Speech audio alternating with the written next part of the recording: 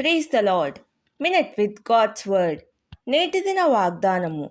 కీర్తనలు 60:12 దేవుని వలన మేము శూర కార్యములు జరిగించెదము, మా శత్రువులను అనగద్రొక్కువాడు ఆయనే.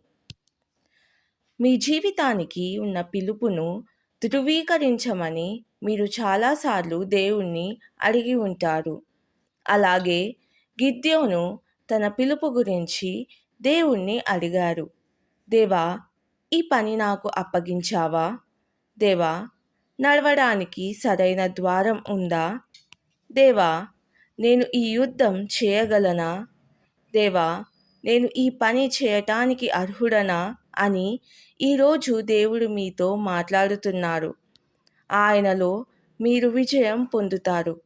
దేవుడు మనకు విజయాన్ని అందించడమే కాకుండా మన శత్రువులను అనగదొక్కువాడు.